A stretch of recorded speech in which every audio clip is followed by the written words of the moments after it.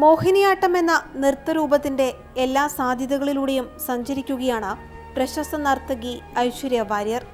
ബാലസാഹിത്യകാരനും ആട്ടക്കഥാകൃത്തുമായ V Madhavan നായരുടെ നീലിമ എന്ന കവിത അവിചാരിതമായാണ് ഐശ്വര്യ വാര്യർ എന്ന നർത്തകിയിലേക്ക് എത്തുന്നത്.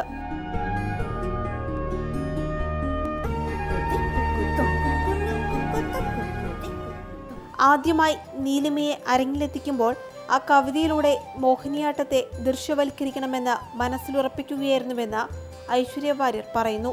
When you say small, a couple of lines it would be a very deep subject, but a couple of lines which നമ്മൾ വായിച്ചു പോയാൽ ഒരു മിനിറ്റും കൂടി എടുക്കില്ല.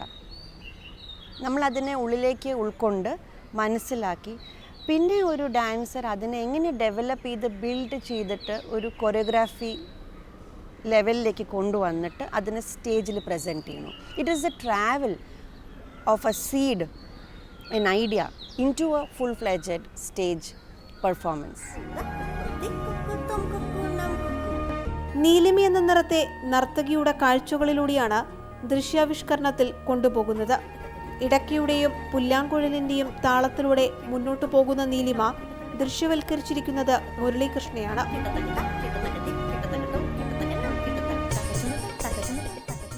മാലിയുടെ കവിതയ്ക്ക് ഭാവത്തിലേക്ക്, സംഗീതത്തിൻ്റെ ഭാവത്തിലേക്ക് കൊണ്ടുവന്നിരിക്കുന്ന ശ്രീ NN ശിവപ്രസാദാണ്. അതിൻ്റെ റിഥമിക് സപ്പോർട്ട് മുകുന്ദൻ മാരാർ. ഇവിടെ സംഗീതത്തിൽ ഒരു കോംപ്രമൈസും ഇല്ല. മോഹിനിയാട്ടത്തിന് വേണ്ട രീതിയിൽ തന്നെയാണ് എല്ലാ ഇൻസ്ട്രുമെൻസും. ഫ്ലൂട്ട് ആണെങ്കിലും ശ്രീകുമാറാണ് ഫ്ലൂട്ട്, എല്ലാം കോർത്ത് വച്ചിരിക്കുന്നത് മോഹിനിയാട്ടത്തിൻ്റെ ട്രഡീഷണൽ ഫോർമാറ്റിലാണ്. 15 വർഷത്തോളമായി ബറോഡയിലെ നൃത്തവിദ്യാലയത്തിൽ മോഹിനിയാട്ടവും ഭരതനാട്യവും പരിശീലിപ്പിക്കുന്ന ഐശ്വര്യ വാര്യർ കവിതയുടെ ആത്മാവിലേക്ക് നൃത്തത്തെ ചേർത്ത് വയ്ക്കുന്നു. ഈ മാസം 6-ന് കൊച്ചിയിലാണ് നീലിമയുടെ ആദ്യ പ്രദർശനം. റിയ, മാതൃഭൂമി ന്യൂസ്, കൊച്ചി.